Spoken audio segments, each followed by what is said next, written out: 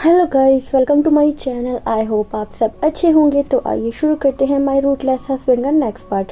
Previous part में हमने देखा था विंग जिसने 2 ट्विंस बेबी को बर्थ दिया था। अब उसके आगे एक बेबी जो जियांग चैंग के पास था और दूसरा बेबी जो मैडम लैन के पास था।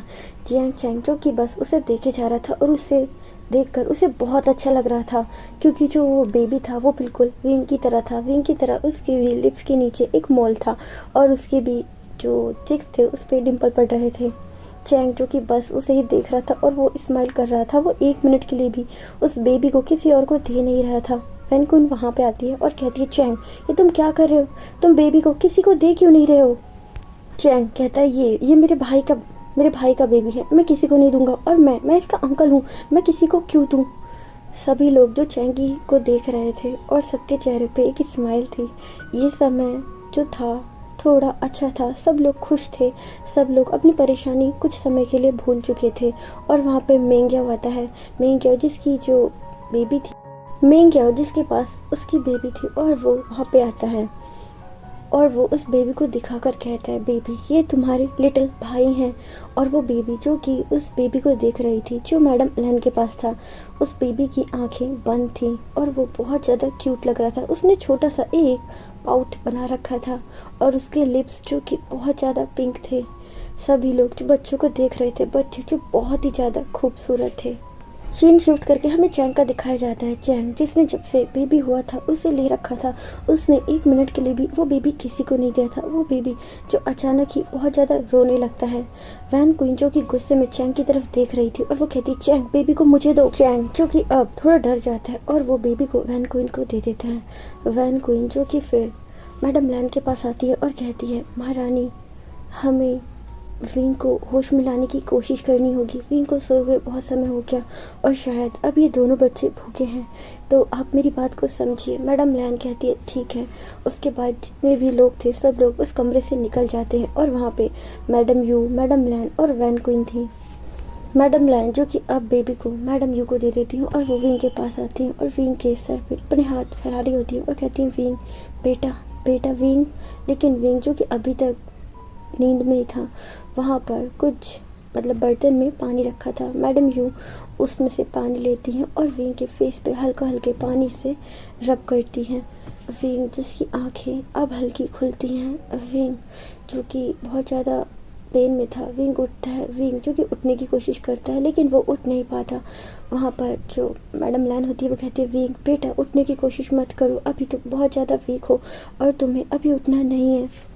विंग जो बस मैडम लैन की तरफ ही देखता है, वो कहता है, मेरा बेबी मेरा बेबी। उसके बाद मैडम लैन वहाँ पर देखती हैं तो मैडम यू आकर विंग को वो बेबी देती हैं।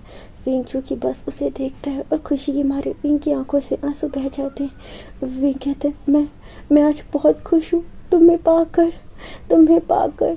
मेरा मेरा जीवन मेरे जीवन में तुम्हारा स्वागत है। वैन क्वीन जिसके हाथ में दूसरा बेबी था, विंग की नज़र अभी उस पर नहीं जाती है और वो बेबी जो कि अचानक ही बहुत तेज तेज रोने लग जाता है। उसका पूरा चेहरा बिल्कुल रेड हो गया था और वो बहुत रो रहा था। विंग की नज़र अब उस पर जाती है और वैन क्वीन जो विंग के पास आती है और विंग को उस बेबी को पकड़ाती है। वो कहती है, विंग ये तुम्हारा सेकंड बेबी है। विंग जब ये देखता है तो विंग के चेहरे पे बहुत बड़ी स्माइल आ जाती है और विंग कहते हैं, क्या क्या मेरे 2? वैन क्वीन कहती है, हाँ तुम्हारे 2 ट्विंस बेबी हुए हैं विंग, 2 अल्फ़ा। विंग जब ये सुनता है तो विंग बहुत खुश होता है। विंग कहता है, मेरे ट्विंस बेबी, मैं बहुत खुश हूँ। मुझे तो ये मालूम ही नहीं था कि मेरे ट्विंस हैं। और विंग जो कि अब उस बेबी को लेता है, वो देखता है कि वो बिल्कुल वांगजी पर गया है। विंग जो कि बस एक स्माइल करता है और अपने मन में कहता है, इसने बिल्कुल अपने पापा का रूप लिया है। दोनों ने बिल्कुल अपने पापा का रूप लिया है। लेकिन मुझे इस बात की बहुत खुशी है कि इन दोनों ने अपने पापा का रूप लिया है। बच्चे जो बहुत ज़्यादा रो रहे थे, विंग कहते हैं, माँ ये इतना रो क्यों रहा है? क्या इसे कहीं दर्द हो रहा है? विंग जो कि बहुत ज़्यादा पैनिक हो जाता है। मैडम लैन कहती हैं, विंग बेटा वो उसे कहीं दर्द नहीं हो रहा है, उसे भूख लग रही है। जब से उसका बर्थ हुआ है उसने अभी तक एक बार भी मिल्क फीड नहीं किया, वो तब से भूखा है। तुम बेहोश थे। विंग कहता है, क्या ये तब से भूखा है? मैडम लैन कहती, हाँ बेटा ये तब से भूखा है और ये भूख की वजह से ही रो रहा है।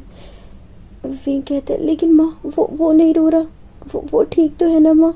उसे कुछ कुछ दिक्कत तो नहीं है माँ? वो रो नहीं रहा? मैडम लैन कहती है, वीन बेटा उसे कोई दिक्कत नहीं है। ये दोनों बच्चे अपने बर्थ के बाद बहुत रोए हैं।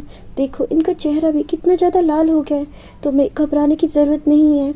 वो बस थोड़ा शांत है। वो बिल्कुल ठीक है। और तुम्हारे दोनों बच्चे बहुत ज़्यादा तंदुरुस्त और अच्छे हैं। उसके बाद मैडम लैन कहती है, विंग बेटा तुम्हें बेबी को फीड करवाना होगा। विंग कहते हैं, माँ फीड करवाना होगा? कैसे? विंग जो कि कुछ भी समझ नहीं रहा था, और विंग जो कि बस मैडम लैन की तरफ ही देख रहा था। उसके बाद मैडम लैन जो कि वैन क्वीन और मैडम यू की तरफ ही देखती है, और वो सोचती हैं कि शायद उन्हें विंग को सब कुछ समझाना पड़ेगा। और वो कहती है, मैं बताती हूँ बेटा। उसके बाद जो वैन क्वीन होती है और मैडम यू होते हैं, वो दोनों ही उस रूम से निकल जाते हैं। मैडम लैन जो कि अब विंग के पास आती है और वो बताती है कि बेटा तुम्हें इन दोनों को फीड करवाना होगा। अभी ये बहुत छोटे हैं तो इसीलिए अभी तुम्हें ही इन्हें फीड करवाना होगा। विंग कहता है अच्छा।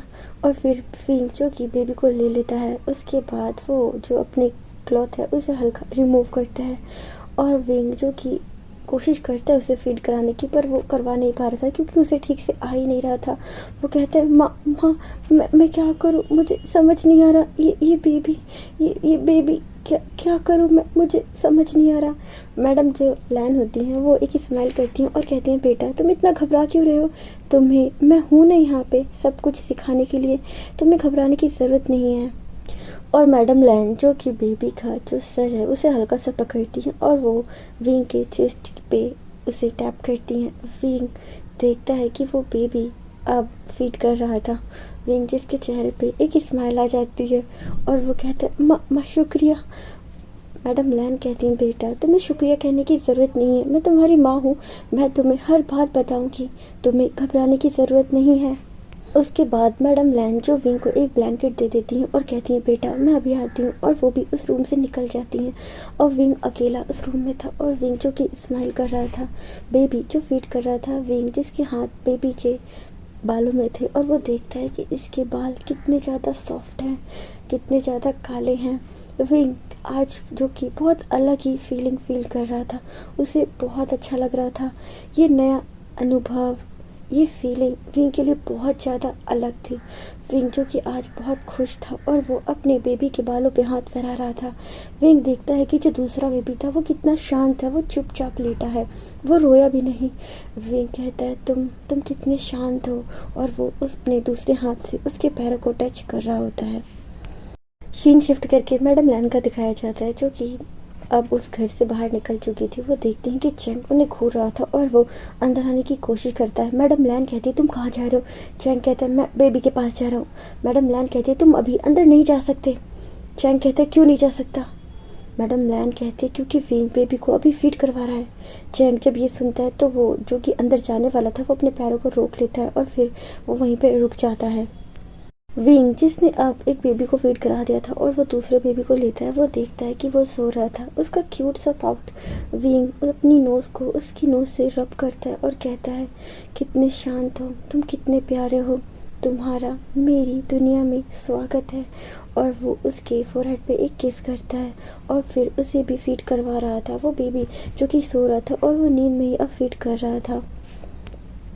विंग जो कि अब दोनों बेबी को फीड करवा चुका था और वो जो कि आराम से बैठा हुआ था, और उसके साथ में उसके दोनों बेबी थे। दोनों में से एक बेबी जो कि सो चुका था और एक जग रहा था।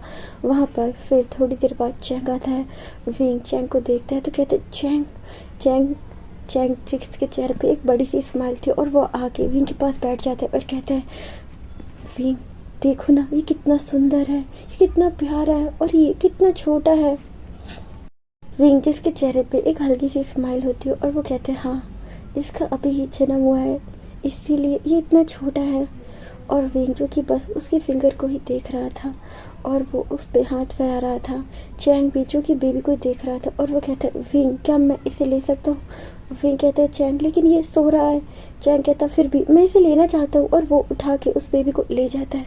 विंग कहता है, चैंग रुको, वो सो रहा है अभी। चैंग कहते, कोई बात नहीं, वो सो ही रहा है ना, तो वो मेरी गोद में भी सो सकता है। और वो ये कह के उस बेबी को ले जाता है। विंग जो कि जिसके चेहरे पे एक स्माइल आ जाती है और वो कहता है ये बिल्कुल अब दूसरा बच्चा बन गया है और अभी अभी नहीं सुधरेगा। चैंग जो कि बाहर आता है और वो बेबी को ले रखा था। वहाँ पे मैडम यू आती है और कहती है चैंग तुम बेबी को लेके बाहर क्यों आए? बेबी अभी सो रहा था ना। चैंग कहता है माँ तो क्या हुआ, मैं बेबी को लेकर आ गया, वो मेरी गोद में भी तो सो सकता है ना।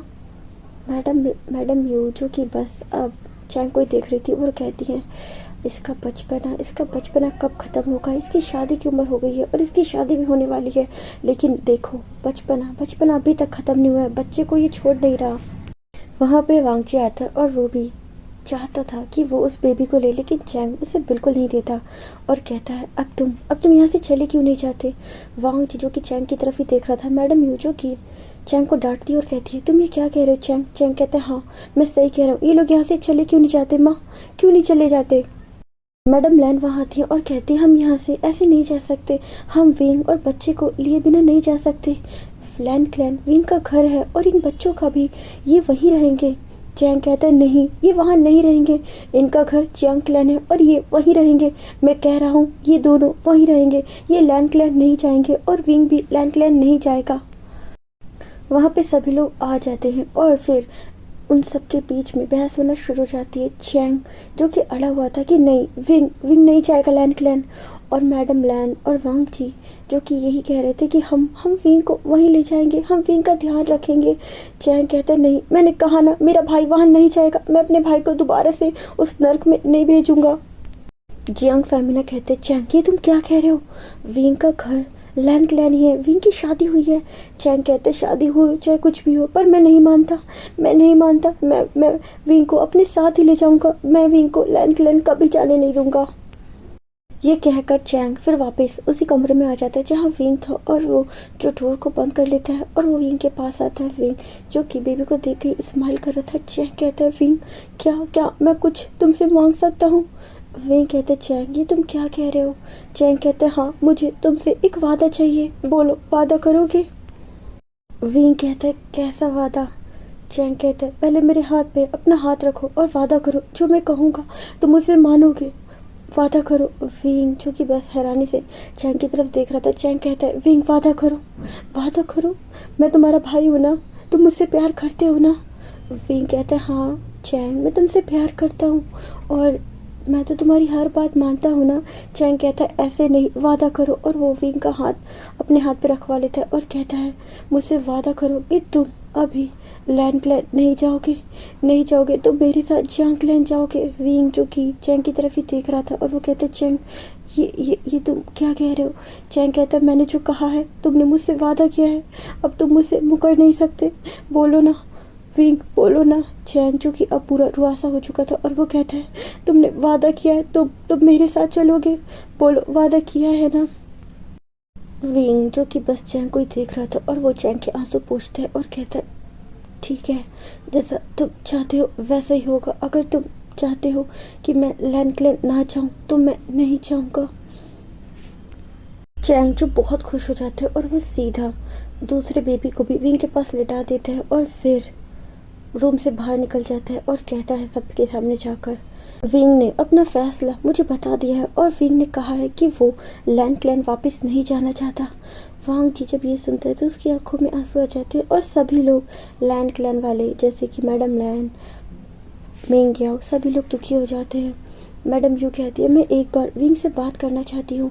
चैंग कहता है आप बात कीजिए चाहे कुछ भी कीजिए, लेकिन मेरे भाई ने साफ कहा है कि वो लैन क्लैन बिल्कुल नहीं जाना चाहता। वांगची जो कि ये सुनता है तो उसकी आँख से आंसू बहने लग जाते हैं। मैडम लैन जो वांगची को देख रही थी और वो कहती हैं मैं अभी आती हूँ, और वो भी विंग के रूम की ओर ही चली जाती हैं और वांगची भी जाता है और वो गेट पर ही खड़ा था। मैडम लैन जो विंग के पास जाती हैं और वो अपने हाथ जोड़ लेती हैं और कहती है विंग बेटा मैं तुमसे अपनी हर गलती की माफ़ी मांगती हूँ। विंग कहते हैं माँ आप ये क्या कह रही हैं। मैडम लैन कहती हाँ बेटा मैं आज जो बोल रही हूँ मुझे बोलने दो, जानती हूँ मैंने तुम्हारे साथ गलत किया है, हमेशा तुमसे तुम्हारे साथ जाती की है, हमेशा तुम्ही को सुनाया है, कभी अपने बेटों पे ध्यान नहीं दिया, लेकिन बेटा मेरी बात का भरोसा करो, मैंने तुम्हें भी अपना ही बच्चा माना है, इसीलिए मैंने तुम्हें डांटा है। विंग जो मैडम लैन के हाथ पकड़ लेते और कहते हैं, माँ आप ये क्या कह रही हैं, आपको मुझसे माफ़ी मांगने की ज़रूरत नहीं है, मैंने आपको अपनी माँ ही माना है और मैंने कभी भी आपकी बातों का कभी बुरा नहीं माना, कभी कभी उसका कुछ भी गलत नहीं सोचा माँ।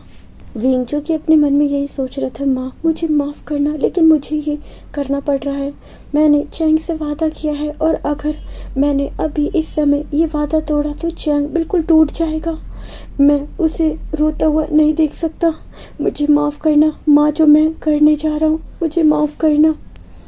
विंग जो कि रो रहा था और कहता है, माँ आपने आपने कहा था कि अगर अगर मैं आपको वारिस नहीं दे पाया तो आप हस्बैंड की दूसरी शादी करवा देंगी। माँ मैं ये सब बातें भूल नहीं सकता, मैं नहीं जा सकता, मैं आपके साथ लैंड वापस नहीं जा सकता, मैं वहाँ जाऊँगा तो मुझे वही सब बातें याद आएंगी और मैं फिर खुश कभी नहीं रह पाऊँगा। माँ मुझे माफ़ कीजिए, मैं आपके साथ वापस लैंड नहीं जा सकता। मैडम लैन जो कि विंग की तरफ देखती है और कहती है, बेटा मेरी बात को समझो, वो मैंने किसी वजह से कहा था, मैं नहीं चाहती जो दुख मैंने बर्दाश्त किया वो तुम भी बर्दाश्त करो, मेरी बात को समझो बेटा, मैंने वो सब इसलिए किया था कि तुम्हारे बच्चे हो जाए, क्योंकि अगर तुम्हारे बच्चे नहीं हुए तो महाराज वांग जी की दूसरी शादी सच में करवा देते, जिसे मैं रोक नहीं पाती। मैं नहीं चाहती कि जो दर्द मैंने सहा अपने पति को किसी और स्त्री के साथ बांटने का, वो दुख तुम भी सहो, इसीलिए मैंने तुम्हारे साथ वो सब किया। मेरा इरादा गलत नहीं था, मैं तुम्हें अपना बेटा ही मानती हूँ और मैं नहीं चाहती थी कि तुम्हारी और वांग जी की ज़िंदगी में कोई और आए, इसीलिए मैंने ये सब किया। विंग जो कि बस रो रहा था। विंग जानता है कि मैडम लैन उसे प्यार करती हैं, लेकिन वो अभी चाह कर भी लैन क्लैन नहीं जा सकता था, उसने चैंग को वादा किया था।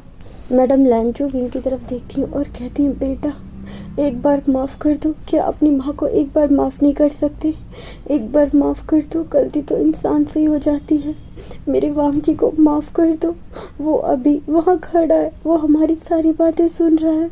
बेटा तुम मानोगे नहीं, तुम्हारे जाने के बाद उसने अपना क्या हाल बना लिया, ये बात मैं ही जानती हूँ। उसने तुम्हारे जाने के बाद वो भी चैन से नहीं रहा, उसने एक सांस भी चैन की नहीं ली है, वो भी दर दर भटका है। जानती हूँ तुम्हारा दुख बहुत ज़्यादा है, लेकिन बेटा मेरे बेटे को भी समझो, मेरे बेटे को भी समझो। वांग जी जो कि डोर पे ही खड़ा था, उसकी आंखों से लगातार आंसू बह रहे थे। विंग देख रहा था कि उसके हस्बैंड जो कि रो रहे हैं। विंग ने वांग जी को रोता हुआ कभी नहीं देखा था, लेकिन अभी कुछ दिनों में उसने वांग जी को हमेशा रोता हुआ ही देखा है। विंग जिसके मन में बहुत ज़्यादा ख्याल आ रहे थे, वो चाहता था कि वो जाए और अपने हस्बैंड के आंसू पोंछे, लेकिन वो ये नहीं कर सकता था। अभी जो सिचुएशन चल रही थी, विंग चाहकर भी वांग जी के पास नहीं जा सकता था और विंग कहते हैं, माँ मुझे माफ़ कीजिए, मैं आपके साथ नहीं चल सकता। और विंग ये कह के अपने जो फेस है उसको दूसरी साइड कर लेता है। विंग जिसके हाथों में बेबी था। मैडम लैन जो कि अब उठती हैं और वो उस रूम से निकल जाती हैं और वांग जी जो कि अब घर के बाहर था और वो कहता है, अगर विंग का यही फैसला है कि विंग लैंड क्लैन वापस नहीं जाना चाहता तो हम में से कोई भी उसे फोर्स नहीं करेगा। वांग जी जो कि बस बहुत ज़्यादा उदास था, उसकी आंखों से लगातार आंसू बह रहे थे। सभी लोग फिर इस बात से सहमत हो जाते कि अगर विंग नहीं चाहता लैंड क्लैन जाना तो विंग को कोई भी फोर्स नहीं करेगा। और लैंड क्लैन में सभी लोग जो थे वो उदास हो जाते हैं। उसके बाद वो लोग तैयारी करते हैं वापस लैंड क्लैन जाने की। मिंग ग्याओ जो कि अब विंग के डोर पे एक नॉक करता है और कहता है, क्या मैं अंदर आ सकता हूँ। विंग देखता है मिंग ग्याओ, विंग कहते हैं, हाँ गगा गगा आप आइए ना अंदर, और मिंग ग्याओ अंदर आ जाता है। विंग जो कि मिंग ग्याओ को ही देख रहा था और वो कहते हैं, गगा गगा आपकी बेबी। मिंग ग्याओ उसे दिखाता है कि हाँ ये ओमेगा है और ये 3 महीने की है। विंग कहते, गगा बेबी का नाम क्या है। मिंग ग्याओ जो कि एक स्माइल करता है और बताता है कि लैन शिशी इसका नाम है, ये नाम तुम्हारे शिचेन गगा ने रखा है। विंग जो कि अपने बेबी को वहीं पे लिटा देता है और कहते, गगा मुझे दीजिए। मिंग ग्याओ कहता है, विंग ये थोड़ी भारी है। विंग कहते, गगा आप ये क्या कह रहे हैं। मिंग्यो कहते हैं हाँ तुमने अभी ही बर्थ दिया है, तुम इसे कैसे लोगे। विंग कहते हैं गागा ये सब आप क्या कह रहे, मुझे बेबी को दीजिए ना प्लीज़ गागा। और मिंग्यो जो कि उस बेबी को लैंड शीशी को विंग को दे देता है। विंग जब उस बेबी को देखता है तो वो बेबी बहुत ज़्यादा क्यूट थी और वो बिल्कुल मिंग्यो पे गई थी। विंग कहते गागा लैंड शीशी तो बिल्कुल आप पर गई है, बिल्कुल आप ही की तरह है, लिप्स आइज़। मिंग्यो जो केक स्माइल करता है और कहते हैं हाँ ये बिल्कुल बिल्कुल मुझ पे गई है। और फिर वो विंग के जो बेबी है उसको उठा लेता है और कहता है लेकिन ये बिल्कुल अपने पापा पे गया है। विंग जब ये सुनता है तो वो चुप हो जाता है और वो बस एक स्माइल कर रहा था। मिंग्यो कहता है विंग क्या तुम वांग जी को माफ़ नहीं कर सकते। विंग कहता है गागा आप ये कह रहे हैं, आप जानते नहीं है कि उन्होंने मेरे साथ क्या किया है। मैं सब कुछ भूल कर उन्हें अपना लूँ, आप यही चाहते हैं गागा।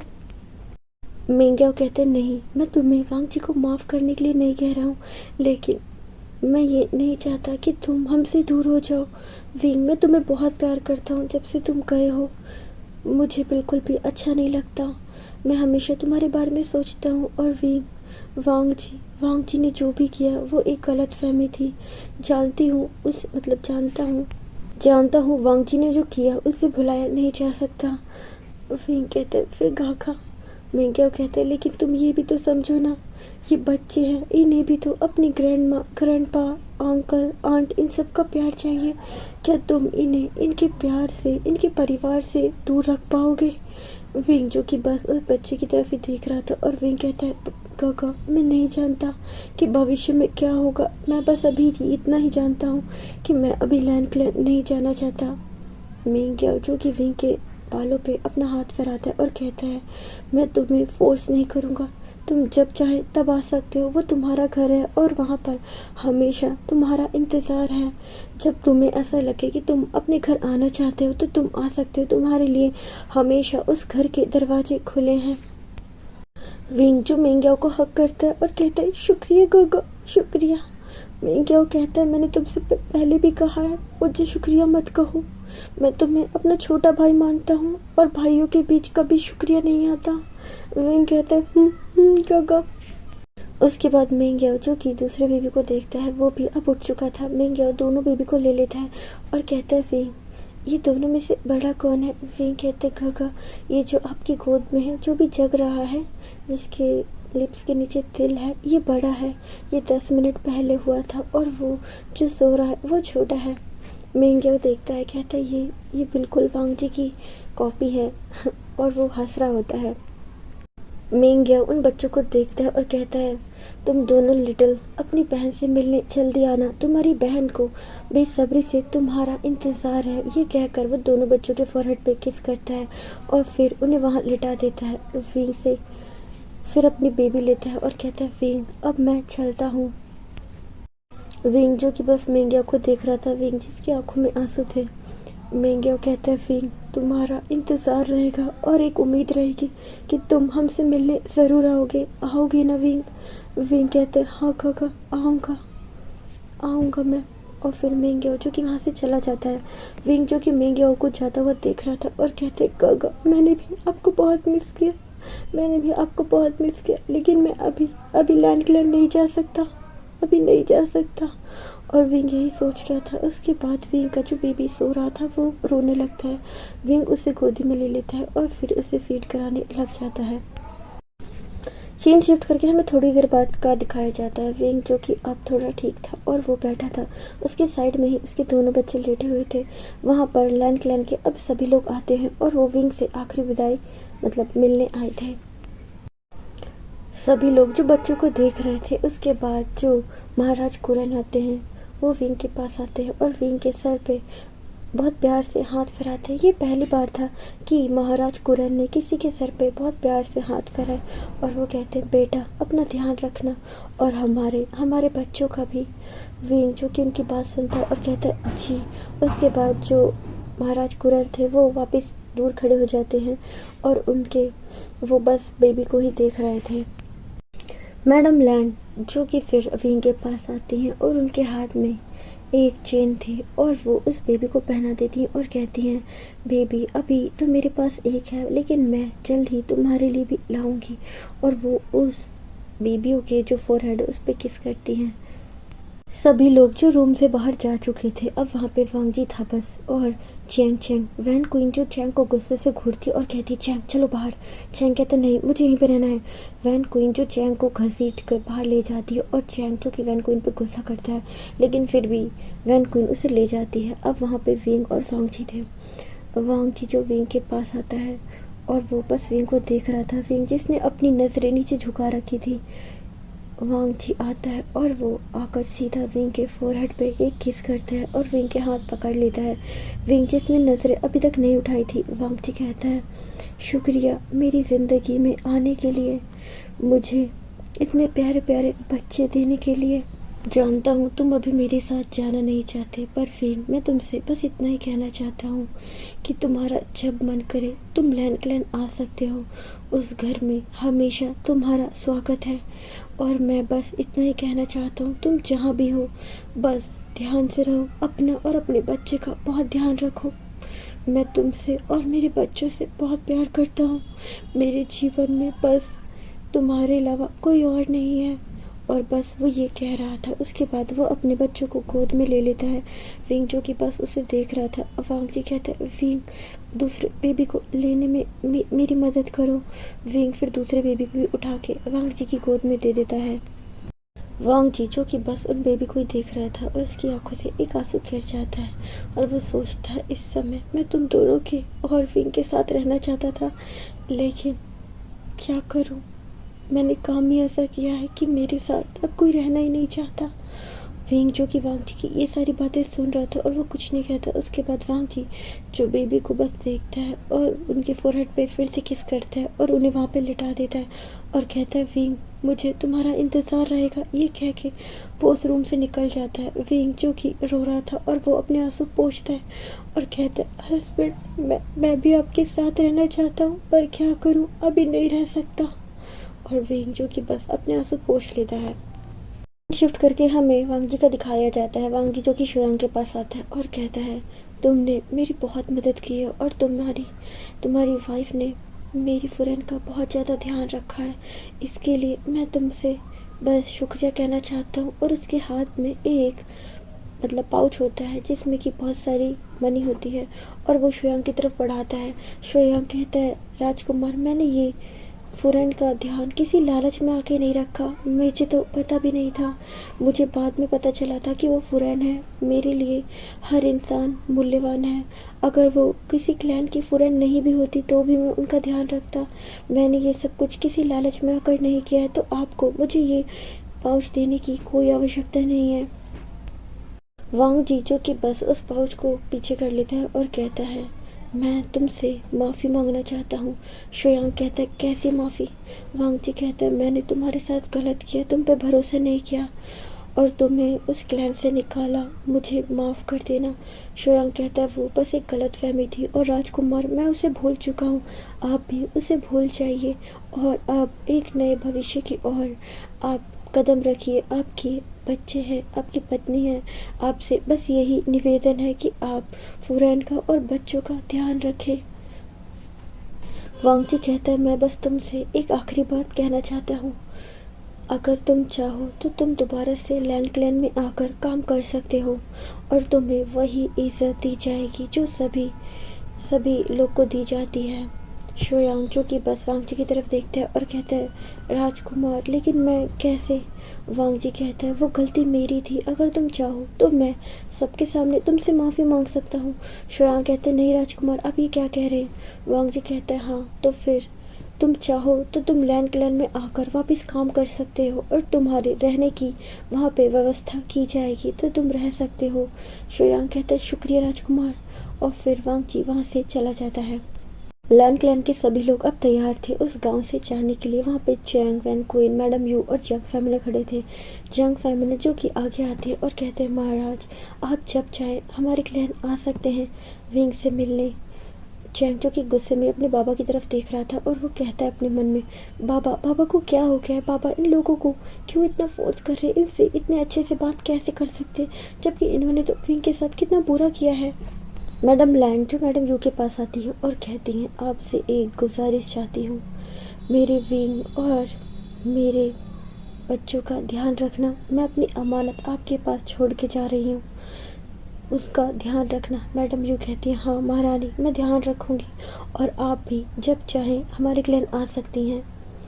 उसके बाद मैडम लैन कहती हैं, शुक्रिया। उसके बाद वो सभी लोग वहाँ से निकल जाते हैं। वांग जी जो कि अपने हॉर्स पे था और वो थोड़ा निराश था। विंग जिसको पता चलता है कि लैन क्लैन वाले सब निकल रहे हैं, विंग जो कि अब अपनी विंडो के पास आता है और वो वांग जी को जाता हुआ देख रहा था। उसकी धड़कनें जो कि बहुत तेज हो गई थी और विंग की आंखों से लगातार आंसू बह रहे थे। विंग कहता है, हस्बैंड हस्बैंड रुक जाइए, एक बार वापस आ जाइए, मैं आपके साथ जाना चाहता हूँ, मैं जाना चाहता हूँ, मैं अपने घर जाना चाहता हूँ। और विंग जो कि रो रहा था। वांग जी कुछ ही देर में वहाँ से जा चुका था। विंग जो कि अब दोबारा से बेड के पास आता है और अपने आंसू पोंछता है। वहाँ पर चैंग आता है और कहता है, विंग तैयार हो जाओ, थोड़ी देर में हमें भी अपने क्लैन के लिए यहाँ से निकलना है। विंग कहता है, ठीक है। उसके बाद विंग जो कि अपना जो भी थोड़ा बहुत सामान था वो रखता है और फिर वो लोग भी वहाँ से निकल जाते हैं। विंग जो कि शाओ शिनचैन के पास आता है और कहता है, तुमने मेरा बहुत ध्यान रखा, इसके लिए मैं शुक्रिया कहूँगा तो वो शब्द बहुत छोटा हो जाएगा। मैं तुमसे बस इतना कहना चाहता हूँ कि तुम कभी भी मुझसे किसी भी चीज़ की अगर तुम्हें ज़रूरत हो तो तुम मुझसे कह सकते हो। शोयांग और शाओ शिनचैन जो कि विंग को ही देख रहे थे और वो कहते हैं, शुक्रिया फुरन, शुक्रिया। उसके बाद विंग जो कि शाओ शिनचैन को हक करता है। उसके बाद वो वहाँ से अलविदा ले लेता है और वो सभी लोग जियांग क्लैन के लिए निकल जाते हैं।